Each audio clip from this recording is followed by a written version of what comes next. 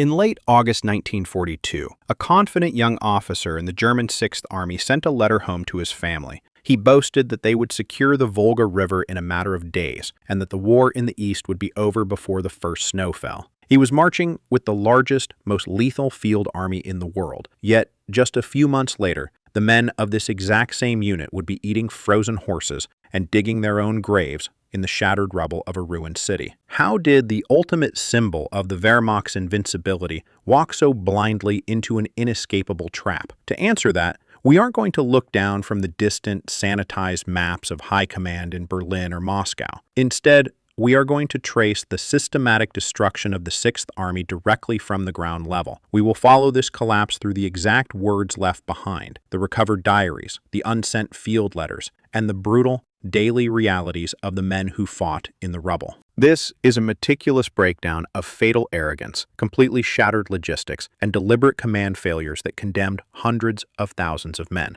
We will see how a campaign driven by ideological blindness ignored the fundamental limits of military reality. As the temperature plummeted, and the Soviet noose began to tighten, a creeping dread spread through the German front line. The radio broadcast from home continued to promise total victory, but the soldiers, shivering in the frozen cellars, were looking at empty supply canisters and dwindling ammunition.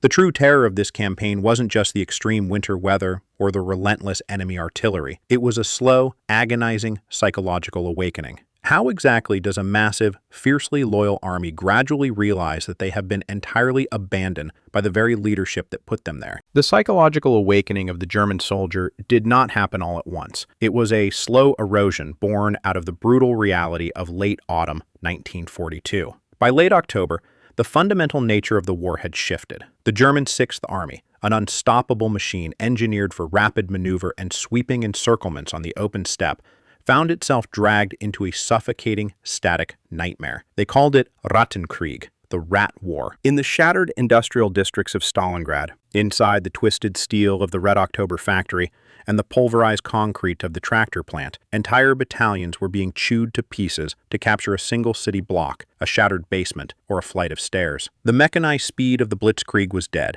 It was replaced by a gruesome, exhausting battle of attrition. A lieutenant in the 24th Panzer Division wrote home in early November, noting that the combat had devolved into a primitive struggle where a man's life was measured by the amount of rubble he could hide behind. The Sixth Army was bleeding out, heavily concentrated in a tiny geographical footprint and dangerously exhausted. But the physical exhaustion of the men was only the symptom of a much larger systemic failure. Thousands of miles behind the front line, the German logistical network was quietly tearing apart. The railway lines stretching back through Ukraine and into the Reich were completely overwhelmed by the sheer distance and the relentless demands of a multi-front war. Train locomotives, unsuited for the harsh Russian conditions, frequently broke down. As the temperature began to steadily drop, the fatal arrogance of the German high command was laid bare. Believing entirely in their own propaganda that the city would fall in weeks, they had simply not prioritized winter supplies. Warehouses in Poland and Germany held heavy winter coats, insulated boots, and white camouflage gear, but the strained transport network prioritized ammunition and fuel for the ongoing street assaults. As a result, German infantrymen in the rubble were still fighting in their lighter summer and autumn tunics. Even worse, fuel reserves for the panzer divisions and motorized transport were dwindling to critically low levels, severely limiting any operational mobility. The Sixth Army was tethered to the city, physically incapable of a rapid strategic withdrawal or maneuver. Because General Friedrich Paulus was forced to pour division after division directly into the meat grinder of the city, he had to strip his outer defenses bare. The massive flanks of the Sixth Army, stretching out for hundreds of miles to the north along the Don River and into the desolate steppes to the south, were handed over to Germany's Axis allies. The Romanian Third and Fourth Armies, along with Italian and Hungarian forces, were given the impossible task of holding a front line that was absurdly long. A single Romanian division, which ideally should have defended a sector of 3 to 4 miles, was ordered to hold 12 to 15 miles of open, freezing terrain. More critically, these Allied units were treated as second-class forces by Berlin. They were chronically short of artillery, motorized transport, and basic supplies. But their most fatal vulnerability was an almost total lack of modern anti-tank weaponry. The Romanians were largely armed with obsolete, horse-drawn 37mm anti-tank guns. These light weapons were completely useless against the thick, sloped armor of a Soviet T-34 medium tank. The soldiers manning these outer trenches knew exactly how exposed they were. They were standing guard on an open, frozen plain, clutching rifles and light machine guns, fully aware that if heavy armor came over the horizon, they had absolutely nothing to stop it. Yet the German leadership remained willfully blind to this catastrophic vulnerability. Back at Hitler's headquarters in East Prussia, the maps told the story of impending victory. German military intelligence suffered from a textbook case of confirmation bias. They had calculated the Soviet losses over the summer and arrogantly concluded that the Red Army was bled dry. They believed the Soviet high command was frantically throwing its very last reserves into the city just to keep it from falling. But they were entirely wrong. Over the course of the autumn, Soviet train networks had secretly moved over 1 million men, thousands of artillery pieces, and nearly 900 tanks into the forests and ravines opposite the Romanian sectors.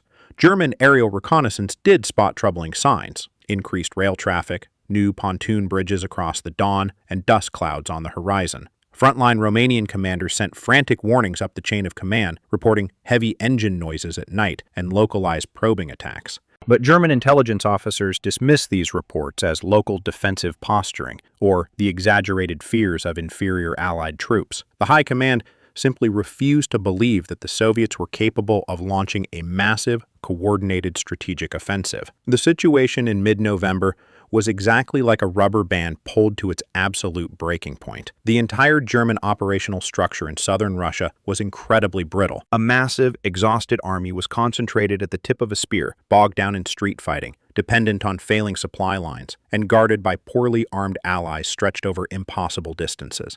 The vulnerabilities were glaring, yet the leadership operated on dangerous, unshakable assumptions of superiority. Deep inside the pulverized ruins of Stalingrad, the German infantrymen gripped their weapons with frozen fingers. The men in the rubble were fighting for inches of territory, completely unaware of the storm gathering just beyond the horizon. On the morning of November 19, 1942, that storm broke before dawn. At 7:30 a.m., an apocalyptic artillery barrage, thousands of Soviet guns and howling Katyusha rockets, shattered the freezing fog over the Don River steppes. Operation Uranus had begun. The Soviet shock armies did not aim for the hardened German infantry bleeding in the city rubble. Instead, they drove their mechanized spearheads directly into those soft, overstretched flanks. Out of the blinding snow emerged hundreds of T-34 tanks, moving with a speed and coordination the German command thought impossible. Just as the exposed Allied soldiers had feared, their light anti-tank rounds simply bounced off the heavy, sloped steel of the advancing Soviet armor. In a matter of hours, the defensive line shielding the entire rear of the Sixth Army completely disintegrated. The sheer velocity of the Soviet thrust paralyzed German headquarters. Officers in the rear echelons received fragmented, panic radio calls from the steppe that made absolutely no tactical sense to a command structure blinded by its own arrogance. They had expected localized, desperate probing attacks,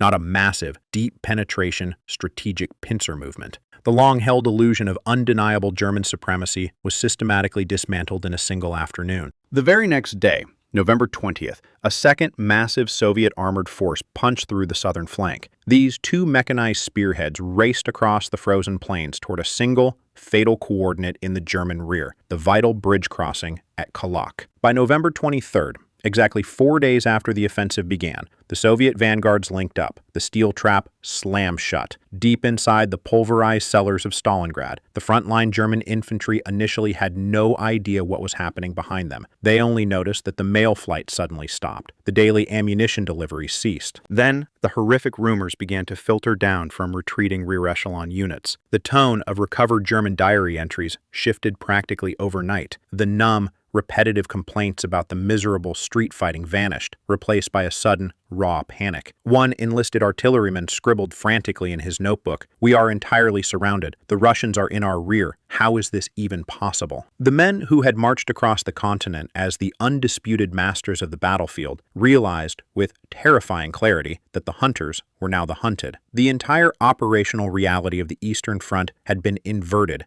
in less than 100 hours. Nearly 250,000 Axis troops were suddenly, inexplicably sealed inside a massive, freezing pocket. Cut off from the Reich and surrounded by a rapidly thickening wall of Soviet steel, the trapped men cast their eyes upward, looking to the winter sky for a salvation that would ultimately seal their doom. The immediate reaction in Berlin was not one of cold tactical calculation, but of political hubris. When the news of the encirclement reached Hitler's headquarters, the logical military response was to order an immediate breakout. General Paulus requested permission to turn his exhausted forces westward, abandon the ruins of Stalingrad, and smash through the Soviet lines before the ring could solidify. But a retreat from the Volga was politically unacceptable to the German leadership. In a fateful briefing, the commander of the Luftwaffe, Hermann Goering, made a promise that would seal the fate of hundreds of thousands of men.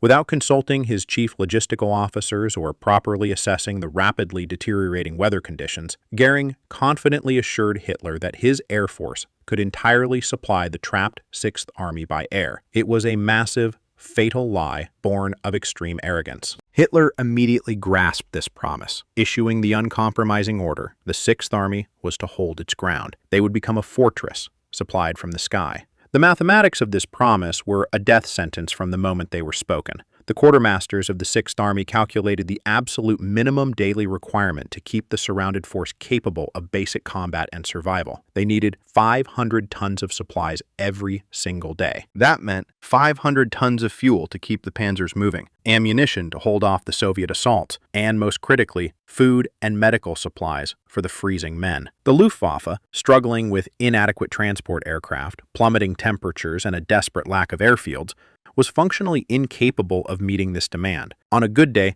they might deliver 100 tons. On a bad day, amidst blinding blizzards and relentless Soviet anti-aircraft fire, they delivered nothing at all. Inside the pocket, the reality of this logistical failure quickly transformed from a frustrating inconvenience into a daily horror. The men huddled in the freezing cellars watched the skies with growing desperation. When the low drone of a Junkers Ju-52 transport plane finally broke through the heavy overcast, it was met with frantic, agonizing hope. But what the planes actually dropped often bordered on the absurd, highlighting the total disconnect between the rear echelon and the reality of the pocket. Freezing, starving soldiers would rip open supply canisters expecting bread or ammunition, only to find them packed with completely useless items. One unit, desperately needing medical supplies, received thousands of right-footed boots. Others received massive crates of black pepper, marjoram, and other spices, completely useless without actual food to season. Still others opened heavy metal canisters,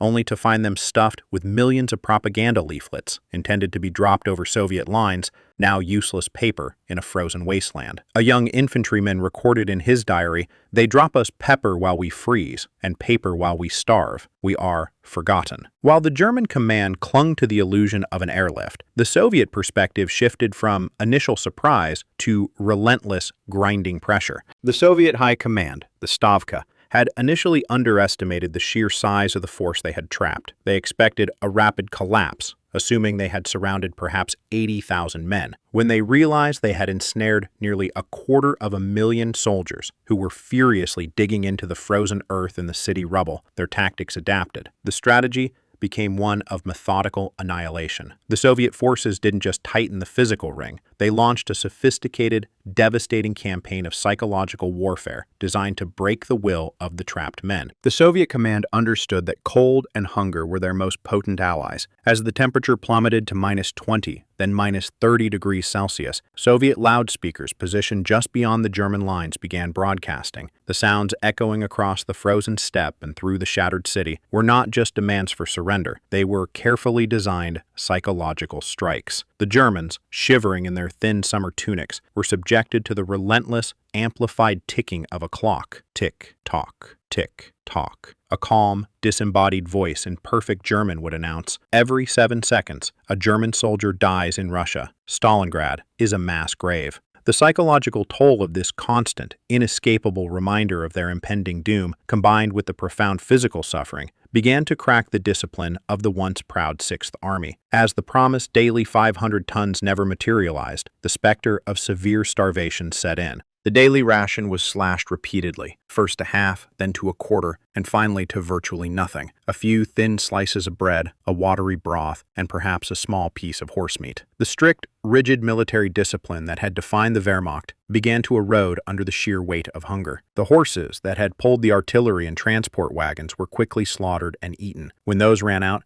The desperate soldiers turned to the frozen carcasses of animals that had been dead for weeks. Men who had marched confidently across Europe just months before were now reduced to scraping rancid meat from frozen bones with their bayonets, boiling whatever scraps they could find over small, smokeless fires hidden deep in the cellars. Diary entries from this period stopped talking about victory or the Reich, focusing entirely on the primal obsession with food. "I would give 10 years of my life for a single potato," one soldier wrote. The cohesion of units began to fracture. There were scattered, whispered reports of men fighting over scraps of bread, and a terrifying, creeping apathy took hold. The will to fight was slowly being replaced by the overwhelming, singular desire merely to survive another freezing night. The collapse of the supply lines also meant the total collapse of medical care. The field hospitals, established in the sprawling subterranean cellars and sewers beneath the city, became scenes of unimaginable suffering. These underground chambers were completely unsuited for medical care, lacking heat, light, and basic sanitation. As the Soviet noose tightened and the daily casualties mounted, these cellars quickly overflowed. Wounded men were laid side by side on the freezing concrete floors, their blood pooling in the darkness. The desperate lack of supplies meant there were no bandages, no antiseptics, and most horrifyingly, no anesthetics. Surgeons were forced to perform amputations and treat horrific shrapnel wounds with nothing but dirty rags and dull instruments, while the men screamed in agony. A medical officer trapped in the pocket wrote a frantic, desperate letter, noting that men with minor wounds were dying of simple infections and that the cellars had become nothing more than waiting rooms for death. The smell of gangrene and unwashed bodies permeated the freezing air. The men lying in the darkness knew that a severe wound was no longer a ticket home. It was a slow, agonizing death sentence in a frozen tomb. The Sixth Army was starving in the dark, but the ultimate betrayal was not coming from the Soviet guns outside the pocket. It was coming from the highest command in Germany. Behind closed doors in East Prussia, the German High Command had already done the math. As December dragged on, it became undeniable that the airlift had failed, and a relief force, spearheaded by Field Marshal Erich von Manstein, could not shatter the Soviet encirclement. When Manstein's panzers stalled just 30 miles from the pocket, General Paulus possessed a brief, agonizing window to launch a desperate breakout, codenamed Operation Thunderclap. His frontline commanders pleaded with him to abandon the city and fight westward before the ring became impenetrable. It would have cost tens of thousands of casualties, but a core of the army might have survived. Instead, a direct radio transmission from Adolf Hitler explicitly forbade any retreat. This was no longer about holding a symbolic city. It was a cold, strategic calculus. If the trapped Sixth Army broke out or surrendered, dozens of Soviet divisions would be instantly freed to surge westward. They would sever the vital logistical arteries near Rostov, effectively trapping the entirety of German Army Group A, which was still deeply overextended in the Caucasus Mountains. Hitler made a deliberate decision to use the Sixth Army as a human breakwater. They were no longer fighting for victory. They were being ordered to slowly freeze and starve, simply to buy time for the collapsing Southern Front to escape.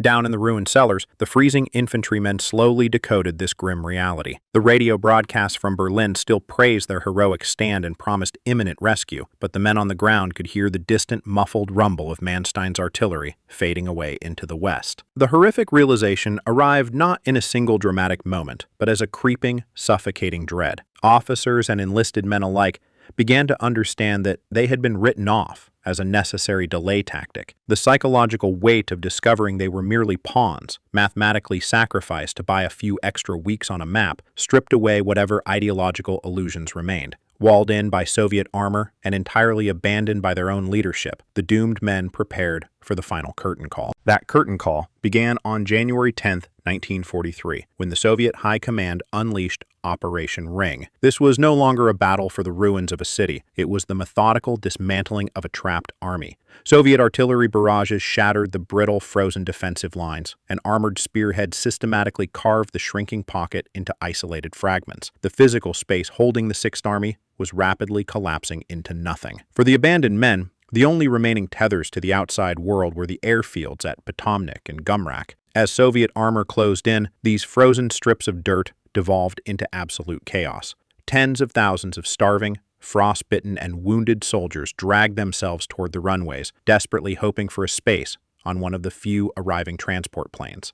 Military discipline completely disintegrated under the sheer panic of survival. Desperate men fought each other for a chance to board. Some soldiers even clung to the freezing metal landing gear of departing aircraft, only to lose their grip and fall back to the snow as the planes gained altitude. On January 16th, Soviet tanks overran Potomnik. 6 days later, the defenses at Gumrak were crushed. The loss of these final airstrips extinguished the last microscopic slivers of hope. There would be no more meager supply drops, and there would be no more evacuations for the thousands of critically wounded lying exposed on the edges of the runways. The pocket was completely and permanently sealed. Just hours before the Soviet armor smashed through the perimeter at Gumrak, the very last Luftwaffe planes managed to claw their way into the dark winter sky. They carried almost no wounded men. Instead, their cargo holds contained 7 final bags of mail. Inside those canvas sacks were thousands of letters written by men who now fully comprehended their fate. The contents of these final messages were radically different from the confident boasts of the previous summer.